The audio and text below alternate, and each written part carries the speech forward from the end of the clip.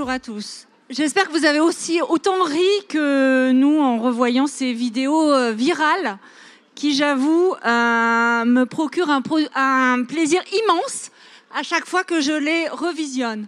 Donc j'ai beaucoup de chance aujourd'hui d'animer ce panel sur les femmes et l'argent.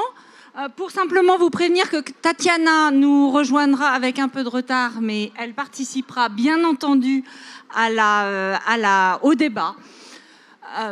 Comme ça a été dit, je représente Financiel aujourd'hui. Donc déjà, Financiel, qu'est-ce qu'il faut retenir et quel est le lien avec les femmes, la finance et l'argent? Donc Financiel, c'est une fédération qui regroupe 16 réseaux de promotion de la mixité du secteur de la banque et de l'assurance. Financiel est né il y a 10 ans avec le constat qu'on est un secteur qui globalement est très féminisé, mais qui, on doit le dire, n'a pas de femmes et n'avait pas de femmes CEO dans notre secteur. Donc une fois qu'on est parti de ce constat, on s'est dit qu'est-ce qu'il faut faire pour faire progresser la mixité dans nos entreprises, mais surtout, au-delà de faire progresser cette mixité, pourquoi la faire progresser? Pourquoi la faire progresser? Parce qu'on est intimement convaincu qu'on est un bon banquier ou qu'on est ou une bonne banquière, un bon assureur ou une bonne assureur si on comprend l'environnement dans lequel on est et si nos organisations sont le reflet de nos clients. Et comme il y a aussi des clienteux, ça semble important que nos organisations en soient également le reflet. Donc, l'objectif, c'est de cumuler nos forces, de les additionner, de jouer en équipe, ce qui est tout à fait le propos ici, et de pouvoir, au-delà de ce qui est fait dans chacune de nos organisations, porter la voix de notre secteur, donner aussi des chiffres, parce qu'on pense que ce qui ne se mesure pas ne se voit pas, et également engager nos organisations dans la transformation, notamment la transformation digitale, où les femmes doivent être, bien entendu, présentes. Donc, pour reprendre le thème d'aujourd'hui, j'aimerais pouvoir le regarder au travers de 3 questions que je vais proposer pour débattre à mes panélistes. Et donc, si on réfléchit au sujet comment se donner les moyens d'occuper le terrain, la première réflexion, c'est que pour occuper le terrain, il faut connaître les règles du jeu et les comprendre. Et donc, la question à se poser est, est-ce que d'un point de vue éducation financière, est-ce que d'un point de vue pédagogie financière, est-ce que les femmes savent parler d'argent? Est-ce qu'elles en comprennent les enjeux? Et est-ce qu'elles savent comment ne pas être laissées sur le banc de touche, finalement? Donc, Sybille, je te pose cette première question. Comment, de ton point de vue, on peut faire en sorte d'élever le débat et de jouer en haut de la ligue? Quelle question! Quelle énergie aujourd'hui! En tout cas, j'ai une très grande admiration et je tenais à remercier la tribune pour cette organisation. Voilà. Alors, ce que j'avais envie de vous dire aujourd'hui, c'est que la place des femmes bouge. Et cela, je m'en réjouis, à la fois en tant que femme, évidemment, et en tant que dirigeante. Après, moi, je me suis attelée à un tabou auquel je crois beaucoup, ce qui est celui de l'argent, et en tout cas du rapport des femmes à l'argent. Aujourd'hui, en France, si on regarde de près, elles ont encore des difficultés à assurer leur autonomie financière, et elles ont un risque aigu de rester fragiles financièrement. Alors, les raisons, on les connaît, on les partage avec Paloma. Elles sont multiples, je n'en citerai que quelques-unes. La première chose, c'est bien évidemment les inégalités de salaire, dont on entend beaucoup parler, mais il y a d'autres éléments qui y concourent. Les situations professionnelles, les orientations professionnelles, les choix professionnels, les ruptures professionnelles. Il y a aussi les temps partiels qui sont beaucoup plus nombreux. Il y a l'augmentation des familles monoparentales et il y a aussi une gestion financière moins avisée. Ce qui fait qu'à la fin, au moment du passage à la retraite, c'est 39 points d'écart entre les hommes et les femmes, 32 points pension de réversion inclus. Donc, c'est la raison pour laquelle, chez Bayard, nous nous sommes attelés à créer un média qui s'appelle Vive Média. Voilà. J'ai une formidable équipe qui est là sur place pour répondre à vos questions. Vive, c'est cette idée qu'en fait, on est assez convaincu que le progrès pour les femmes passera par leur indépendance économique et financière. Voilà, donc on a constitué un écosystème qui a une newsletter, qui a une approche, j'allais dire, très éducative, comme tu disais, parce que ça va passer par ça va passer par nos freins. Donc les newsletters, elles ont une certaine forme de simplicité, moi, qui me plaît beaucoup. C'est pourquoi je n'ose pas regarder mon compte. C'est pourquoi j'ai peur de vieillir pauvre. Donc j'allais dire, on prend les freins sur lesquels, voilà, on se donne toutes les raisons pour ne pas effectivement s'engager dans une dynamique financière. Ensuite, nous lançons un podcast dont le nom me plaît éminemment. Je le partage avec vous. Il sort au mois de juin. Ça s'appelle Osons l'oseille, qui va effectivement être le premier cap de formation à l'éducation financière, pour enfin terminer par des capsules vidéo que nous lancerons, des 5 minutes, où vous aurez toutes et tous la possibilité de pouvoir vous atteler à cette question. Elle est d'autant plus prégnante, et j'en terminerai là, parce que je suis déjà trop longue, mais je suis complètement emballée par le sujet, que en fait, les inégalités, j'ai envie de dire, elles commencent très tôt. Je vois Marie-Claire Capobianco dans la salle, on en parlait à l'instant. À l'âge de 15 ans, sur l'argent de poche. Alors, je n'ai pas le référentiel de base, me dira-t-elle, elle a raison, on voit bien là la banquière. C'est 46 € d'écart d'argent de poche entre les garçons et les filles. Donc, j'ai envie de vous dire qu'il faut apprendre quand même très tôt que tondre la pelouse rapporte plus d'argent que de débarrasser la vaisselle. Ça, c'est important de le noter. Et tout au long de la vie, sans le vouloir, au moment du patrimoine, il y a des questions où, effectivement, elles sont lésées. Et puis, nous allons nous atteler aussi à des questions où, sans le vouloir, nous ne prenons pas, j'allais dire, des décisions avisées. Je vous en parle d'autant plus que j'étais bien la première à tomber dedans. Du type, je ne vais pas travailler le mercredi après-midi parce que ça me coûte moins cher.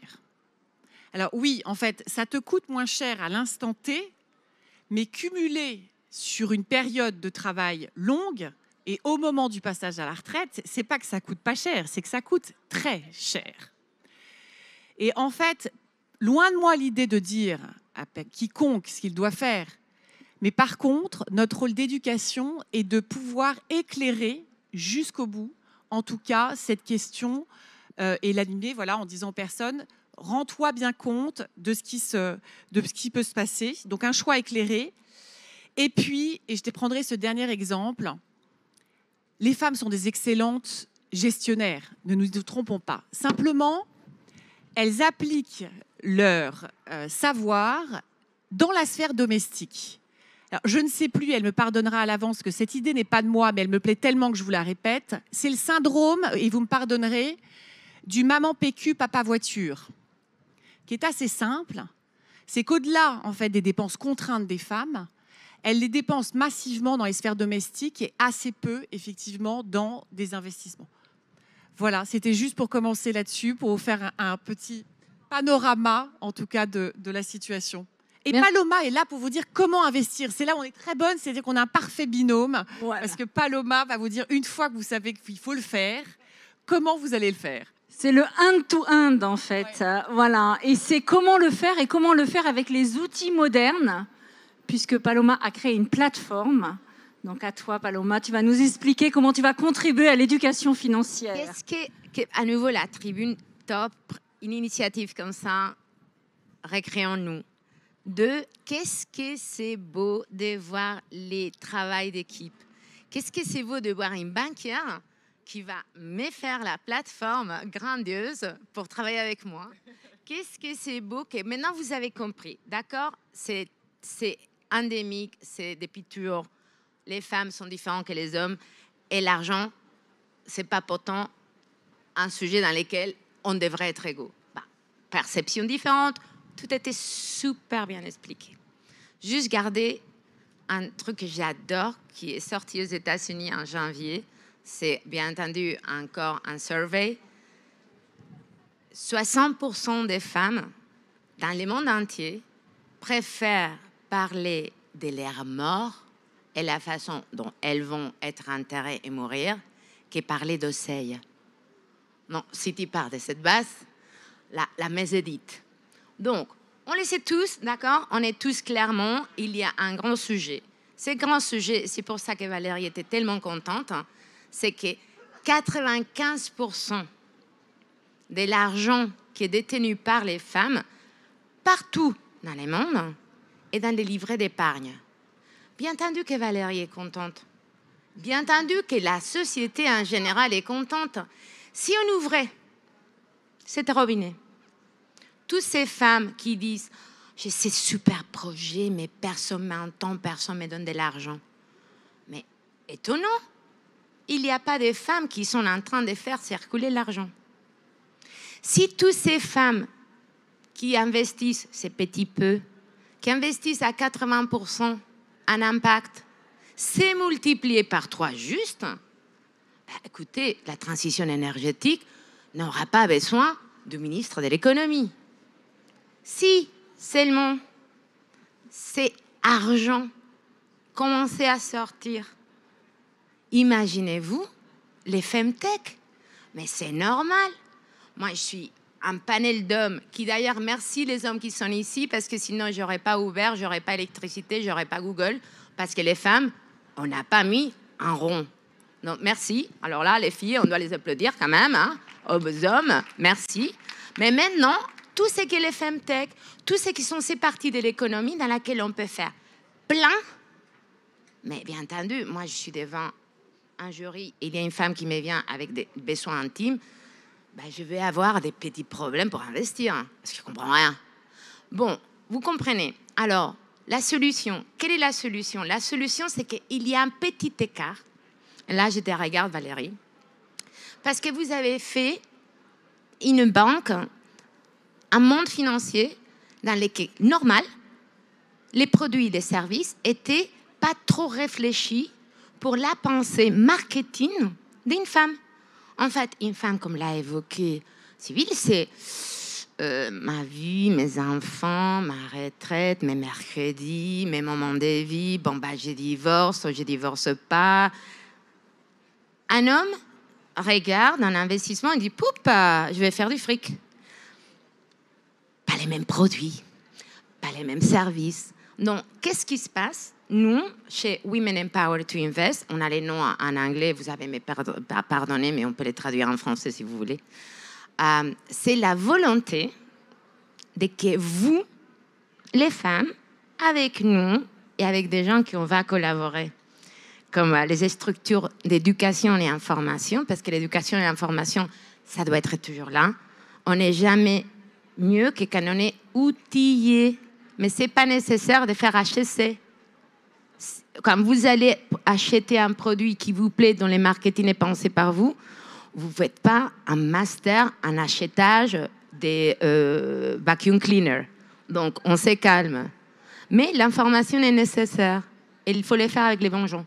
Nous, ce qu'on a créé, et là, je vous encourage, parce que le 25 juin, la plateforme est prête, on a créé un index ESG, Environment, Social Governance, et les F, ESGF. Donc, les femmes vont noter les institutions financières, banques, gestion du patrimoine, assurance, par rapport à ce qu'elles ressentent, qui est le women friendliness. Je ne dis pas que ça soit suffisant avec avoir des gens dans la parité, dans les conseils d'administration. Ça, c'est évident. Mais est-ce que ces produits m'enlèvent la peur? Est-ce que j'ai ressenti qu'il y avait un service qui me répondait à mes étapes de vie? Est-ce que c'était par rapport à l'impact? Et cet index va créer une volonté, et c'est pour ça qu'on va travailler avec les institutions financières pour bouger les curseurs, parce que c'est pas possible que 95% de notre argent disponible soit dans les livrets d'épargne. Juste pour finir, petit message. Tous les jours, tu perds ton argent quand tu le laisses dans ton livret d'épargne. Alors là, le sens du timing, Paloma et Tatiana, c'est super. Parce qu'en fait, on a commencé, je récapitule là où on en est. On a commencé par le fait de se dire que finalement, les femmes étaient hyper défavorisées parce qu'elles arrivaient à l'âge de la retraite avec un patrimoine financier et des flux financiers futurs qui étaient structurellement inférieurs à ceux des hommes. Paloma nous a expliqué qu'en fait, ce qu'il fallait, c'est prendre en compte le fait que peut-être les femmes n'investissaient pas parce que les personnes qui leur offraient des produits sur lesquels investir ne les comprenaient pas assez bien et que, en tout cas, le marketing n'était pas fait de façon adéquate. Et donc maintenant, Tatiana va nous expliquer sur quoi investir en fait et pourquoi il est important aussi que dans le monde de l'investissement, la mixité et la diversité soient correctement représentées et pourquoi aussi dans le monde de l'investissement, comme dans le monde corporate d'une manière générale, il y a plein d'études qui prouvent que des équipes plus diverses, plus mixtes, in fine, sont plus performantes. Donc on additionne les forces et on fait de très beaux investissements. Tatiana, la parole est à toi. Merci, je suis terriblement désolée, mais je vais faire semblant que personne n'a rien vu. Comme ça, peut-être plus c'est gros, plus ça passe. Effectivement, il y a un potentiel assez incroyable. Moi, je pense qu'il faut investir sur nous. Évidemment, c'est ce que je fais depuis un certain temps. Je pense que les femmes sont, notamment les femmes entrepreneurs, assez exceptionnelles, que les équipes mixtes surperforment, et ça, on l'a pas mal prouvé, notamment avec des études du BCG ou de McKinsey. Et ce qui est en même temps une opportunité incroyable, en même temps terrible, c'est que dans le monde du numérique et de l'innovation, ce qu'on appelle le venture, donc le capital risque, les chiffres sont tout aussi terribles. Et donc, moi, ce qui s'est passé, c'est que j'ai commencé à entreprendre en 2008 et en 2018, finalement, rien n'avait vraiment beaucoup changé. J'ai réalisé qu'on avait toujours une pauvreté assez terrible autour du discours et que tout le monde disait que les femmes n'étaient pas assez audacieuses et qu'elles n'osaient pas, alors que moi, j'étais entourée que de femmes exceptionnelles qui osaient bien plus que mes amis masculins. Et on s'est mis à compter. Et donc, notre motto pendant longtemps chez Sista, c'était compter les femmes pour que les femmes comptent. Et on s'est rendu compte qu'il n'y avait que 2% de l'argent du venture qui était allé à des femmes entrepreneurs sur les 10 dernières années. Donc 2%, c'est moins qu'un pourboire. C'est pas grand-chose, alors que, encore une fois, le potentiel est immense et que factuellement, si on enlève les clivages autour du sujet, on se rend compte qu'en termes de performance, la diversité est facteur de performance. Donc, tout à fait. Et donc, ce que je trouvais intéressant dans la démarche, c'est aussi que pour changer les choses, il faut aussi avoir le soutien de son écosystème. Il ne suffit pas de le vouloir tout seul. Et donc, Tatiana, je crois que tu as fait signer aussi une charte à l'ensemble du monde de l'investissement. Donc, est-ce que tu peux nous en dire un peu plus ? Oui, avec plaisir. Donc effectivement, à partir de 2018, un certain nombre de femmes et d'entrepreneurs se sont mobilisés en se disant que les chiffres étaient absurdes et qu'il fallait faire quelque chose. Je pense qu'on a eu la chance aussi de rencontrer notre écosystème. Donc il y a un écosystème tech français, porté aussi par la French Tech et France Digital qui ont envie que les choses avancent. Et donc, tous ensemble, notamment avec le Conseil national du numérique, on a construit une charte qui s'appelle la charte CNUM-SISTA et qui engage les fonds à financer 25% de sociétés avec au moins une femme cofondatrice à horizon 2025. Donc c'est beaucoup, 25%, c'est pas beaucoup, mais en tout cas c'est plus qu'aujourd'hui, et féminiser massivement leurs équipes d'investissement, puisqu'on sait que quand il y a des équipes féminines, il y a plus de portefeuilles féminins. Donc voilà, c'était la première fois en Europe. Aujourd'hui, il y a à peu près 350 signataires. Donc c'est plutôt une grande avancée, même si on sait que compter ne suffit pas. Il faut aussi savoir célébrer des petites victoires.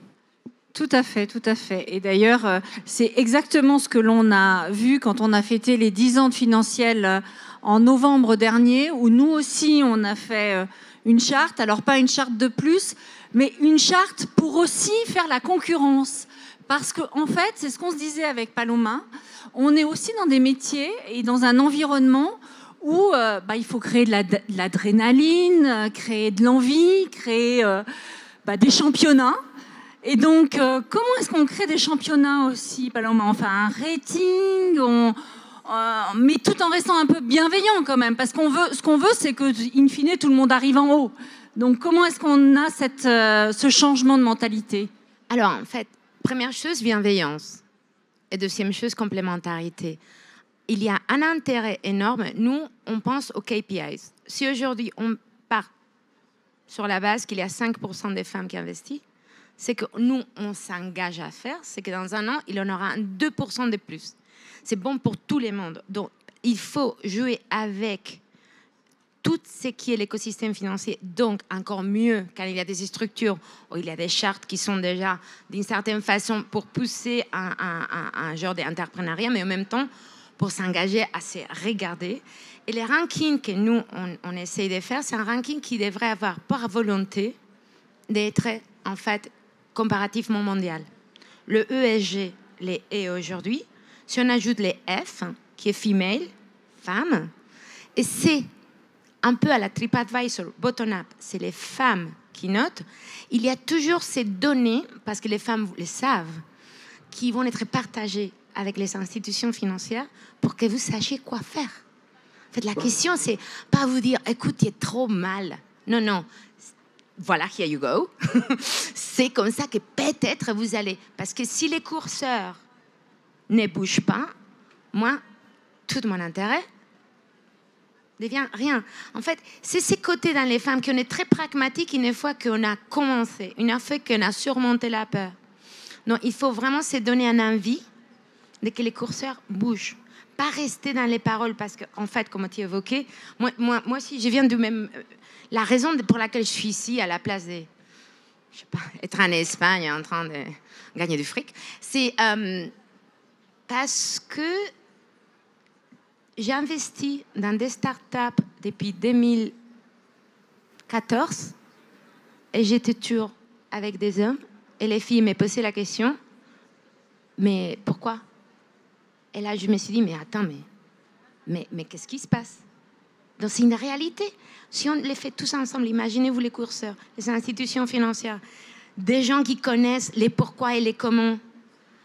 Et en fait, après les flots qui commencent à faire de la parité, une évidence, en fait, voilà, si on est dans une boîte, qui ne veut pas avoir un success story dans sa boîte? Si tu sais que 68% plus de chances s'il y a des hommes et des femmes, celui-là qui les fait tout seul...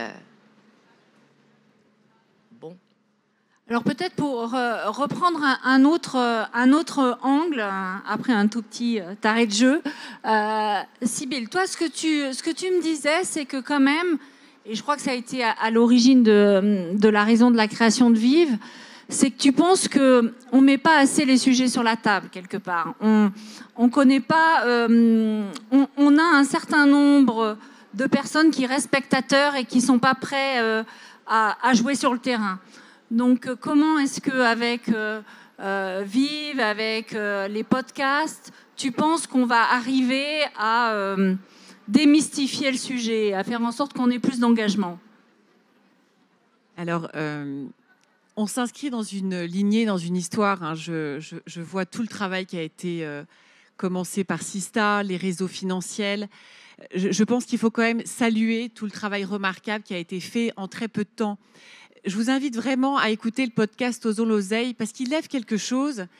C'est que tout compte fait, et je travaille dans une entreprise qui s'appelle Bayard et qui était particulièrement exposée à cela, on sort quand même d'il y a très peu de temps du salaire d'appoint pour les femmes. Donc, rendez-vous compte, en fait, remis à l'aune de 2000 ans, les avancées des 10 dernières années, des 20 dernières années sont quand même assez phénoménales. Et réjouissons-nous de cela parce que c'est une première très belle étape qui est passée. Elle est insuffisante, tu as raison, Tatiana, mais elle est là. Donc ça, c'est la première chose. Moi, je pense que de la même manière qu'il y a un besoin de compter, il y a un besoin pour les petites filles de voir aussi. On ne peut pas leur demander de devenir ce qu'elles ne voient pas. Et donc, elles ont besoin de représentation, elles ont besoin qu'on en parle. Et il s'avère, et je ne pense pas me tromper, que dans le parcours à la fois personnel, familial ou éducatif que nous recevons, trop souvent, d'aucune manière, la question d'argent n'est abordée. Ce qui fait que je n'ose pas faire cet exercice dans l'Assemblée ici, mais j'aurais envie de poser la question, qui parle d'argent ? Bon, vous êtes bien, c'est pas sympa, vous auriez dû... Qui investit ? Il y en a moins déjà. Déjà. Ouais. Non mais alors attendez, on a une lignée de banquières au deuxième rang que je retrouve. Ça m'aurait quand même un tout petit peu embêté de savoir qu'elle n'avait. Il y a tous les 5% de la France qui est ici. Exactement. Non mais en fait, ce sont des sujets qui trop souvent sont assez peu abordés dans les familles, assez un peu abordés au niveau des parents, au niveau du conjoint et au niveau des enfants. Donc déjà, parler, oser en parler est une première étape, à mon avis, très importante. Ensuite, il y a l'étape donc, de s'autoriser à. Ensuite, il y a l'étape de s'éduquer, de se former. Nous arrivons avec une proposition. Je ne dis pas que ce soit une solution, mais en tout cas, c'est une proposition. Et qu'on va lancer un parcours d'éducation financière pour les salariés et que j'engage très fortement les entreprises qui proposent toutes sortes de formations que de s'atteler et de proposer celle-là en plus de toutes les autres. On est formé à tout aujourd'hui dans les entreprises, peut-être insuffisamment à cette question d'argent et de financement. Et je répète, je pense que le progrès des femmes passera par une amélioration de leur expertise économique et financière. Ça, je pense qu'on en est tous convaincus. Ce qui également m'a interpellée, Tatiana, quand on a préparé ce panel, c'est que finalement, ce déséquilibre manifeste aujourd'hui dans le monde de l'investissement fait aussi qu'on crée des entreprises de demain qui ne sont pas forcément le reflet du monde dans lequel on est, mais c'est surtout qui nous prépare à un monde qui sera un monde peut-être avec des biais genrés très importants. Donc, est-ce que tu as quelques exemples et quelques éléments à partager avec nous sur ce point ? Oui, bien sûr. Effectivement, on parle beaucoup... Enfin, moi, je suis assez convaincue que la diversité est facteur de performance et en même temps, c'est un terrain compliqué parce que c'est pas uniquement pour ça qu'on le fait. C'est aussi pour un principe basique d'égalité et d'humanité. Et donc parfois, je pense que l'argument peut se retourner aussi contre nous quand il y a des sociétés qui marchent moins bien, ce qui est le cas dans une économie normale. Le problème, effectivement, d'avoir uniquement des sociétés qui sont surfinancées, qui créent les services et les produits de demain, c'est qu'évidemment, on a des produits et des services qui ne sont pensés et faits que par une toute petite partie de la population. On a énormément d'exemples, que ce soit dans l'intelligence artificielle ou chez Apple, de cas où des femmes n'ont pas été reconnues parce qu'il n'y avait pas assez de femmes dans les bases de données, par exemple. Mais ça date finalement d'il y a assez longtemps. Les premiers airbags n'ont pas fonctionné sur les femmes, c'est l'exemple le plus classique. C'est absurde, mais c'est vrai. Et malgré ça, on continue aujourd'hui, en 2022, dans la tech, de reproduire ces biais. Il y a des biais monstrueux qui sont en train d'être faits. Et je pense qu'on s'en rend compte. Il y a des comités d'éthique, notamment en intelligence artificielle, qui sont en train d'arriver et qui font attention à tout ça. Mais ce qu'il faut, c'est évidemment donner envie d'entreprendre. Enfin, moi, je pense que c'est fondamental et que c'est surtout la plus belle des aventures. L'entrepreneuriat, finalement, c'est le facteur de mobilité sociale et inclusive le plus fort. Que ce soit pour les femmes ou les minorités, finalement, on arrive sans code, sans background, à s'élever dans l'échelle sociale. Aujourd'hui, en France, il faut 6 générations pour arriver au revenu moyen. C'est monstrueux. Donc, il y a un manque d'espoir terrible, alors que l'entrepreneuriat donne cet espoir-là. Moi, j'ai commencé... Alors, oui, j'étais extrêmement privilégiée parce que j'ai fait des études, mais j'ai commencé avec mon associé. On a mis 3 000 € chacune. On a vendu notre première société à Amazon. On en a créé 2 autres et ça fait 15 ans que ça dure. Et pour moi, l'entrepreneuriat est la grande passion de ma vie parce que ça m'a permis d'acquérir la propriété et d'avoir le luxe de faire absolument ce que je veux. Et donc, je pense qu'il y a des plafonds de verre un peu partout qu'il faut combattre, et vous le faites exceptionnellement bien. Il faut continuer à le combattre, mais il y a aussi la solution autre qui est l'entrepreneuriat, même si on a notre propre plafond de verre qui est le financement. Mais je pense que quand on est entrepreneur, on démarre sur un plancher. Donc le rapport aux autres et le rapport au monde n'est pas le même.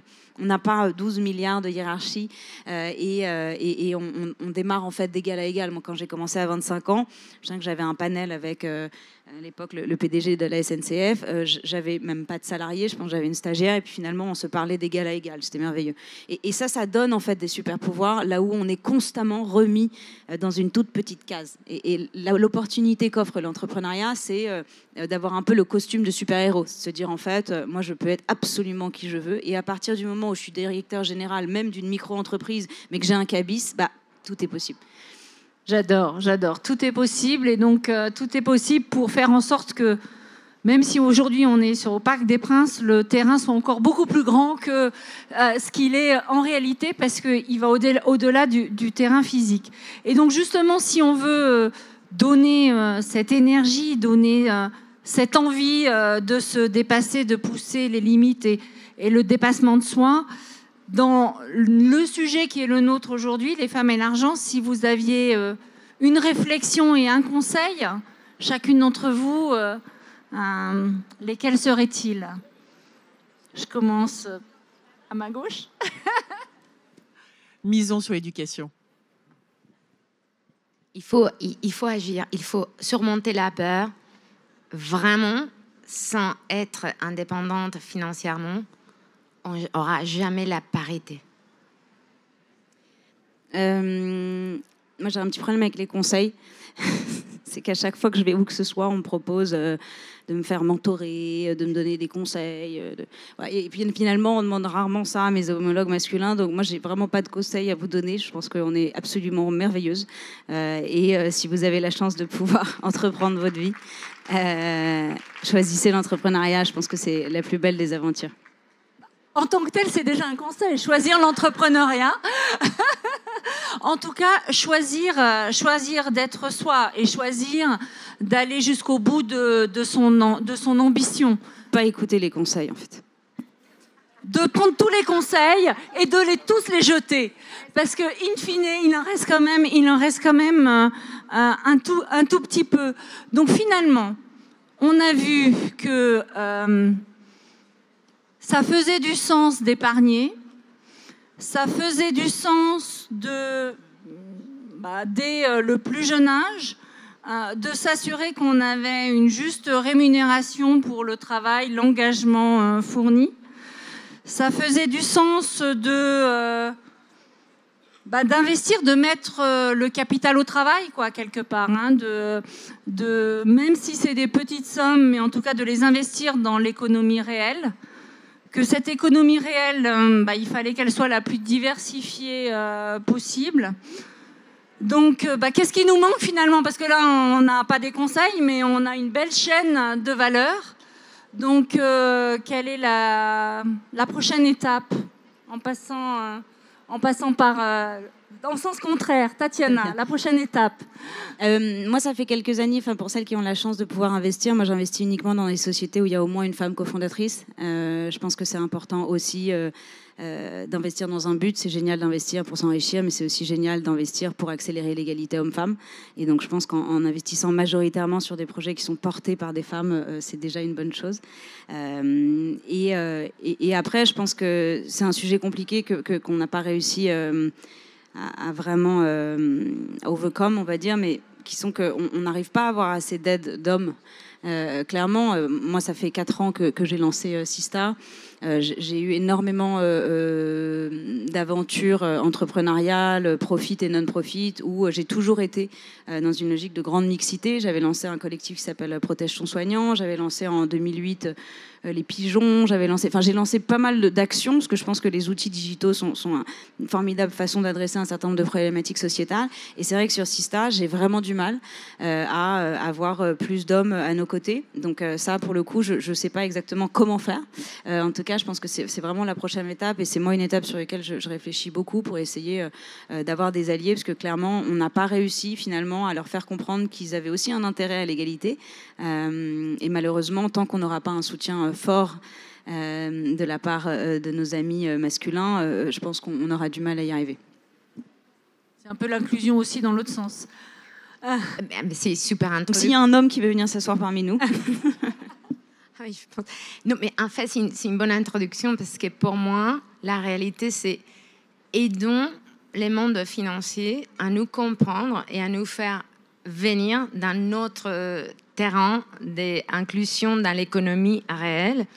Pour ça, je vous encourage à noter ESGF, les institutions financières, à être avec nous dans la formation. C'est pour ça qu'avec Cyril, on va vraiment étoffer les contenus, à joindre des forums dans lesquels il y a des mentors, dans lesquels j'invite Tatiana à être un de nos mentors aussi, parce qu'il faut que tout le monde se sent d'une certaine façon spécial et pris leur point de vue. Et 3, n'hésitez jamais vraiment à vous dire pourquoi de cette mixité, c'est aussi les femmes qui doivent agir pour la changer. Alors, à toi le mot, la conclusion. Non, mais nous, on arrive avec une proposition Vive Média qui essaye de lever ce tabou de l'argent. Parce qu'en fait, je pense que le premier pas, il ne faut pas le sous-estimer. Je n'ai pas de conseil à donner, mais il n'est pas simple que de se dire très bien, demain, je m'occupe de mes finances. Bon, écoutez, ça va être après-demain. Je suis la première à faire exactement la même chose. J'ai toujours plein de raisons pour ne pas le faire. Donc je pense qu'il faut se former, il faut prendre du temps pour le faire. Et nous, on aura d'autant plus besoin des hommes que ces parcours de formation, je pense que le lieu le plus intéressant pour les mettre, c'est dans les entreprises qui eux-mêmes facilitent ces parcours. Et bien évidemment, on en revient au même sujet, c'est que ce sont eux les dirigeants de ces propres entreprises. Alors il y a fort heureusement aujourd'hui de plus en plus de femmes. Mais voilà, le conseil que je donnerais, c'est aussi se donner le temps et prendre ce temps-là, ce que nous ne faisons peut-être pas forcément. Tatiana va me détester, je termine par un conseil. En fait, bien arriver en retard, dit n'importe quoi. Non, mais en fait, le conseil, ça dépend comment on le prend. Je pense qu'il n'y a pas de recette magique. Je pense que c'est plutôt ça, parce que s'il y avait une recette magique, tout le monde l'aurait appliquée, et tout le monde l'aurait appliquée depuis longtemps. C'est aussi ce qu'on voit dans nos entreprises, c'est ce qu'on voit dans nos réseaux. On a la chance au sein de Financiel d'avoir 16 réseaux, d'avoir des réseaux de grands acteurs de la place et de la banque et de l'assurance en France. Chacun a sa maturité, chacun est intimement convaincu du sujet, et chacun mène de nombreuses actions. Maintenant, force est de constater qu'on a fait énormément de choses, mais qu'il reste énormément de choses à faire. Et là, moi, où je vous rejoins, c'est que je pense que l'évolution passe surtout par finalement nos clients à nous, c'est-à-dire par tout un chacun, par la compréhension des besoins, par la compréhension de la façon dont il faut parler, présenter le sujet. Là, on est sur la finance, et donc il y a le rapport au risque. Reconnaître que la façon dont quelqu'un va aborder le risque est différent d'une personne à une autre. Vous le savez, quand vous rencontrez un banquier, en général, on vous donne un questionnaire, et de ce questionnaire est déduit une certaine appétence au risque. Est-ce que les questions sont les bonnes questions? Je ne sais pas. Est-ce que les questions, il faudrait les revoir pour s'assurer qu'on a bien en tête l'aspect genré qui en découle? Parce qu'on risque quand même d'avoir globalement, de par les questions, les femmes qui sont moins prêtes à prendre de risques que les hommes. Mais néanmoins, peut-être qu'un peu de risque peut faire en sorte que ça rapporte beaucoup. Donc, vive le risque, vive le dépassement, et surtout, osons pousser les terrains, osons l'oseille, bien sûr, mais osons pousser les lignes et osons jouer sur un terrain de jeu bien plus grand que celui qui nous est imposé. Voilà. Merci mesdames, merci la tribune.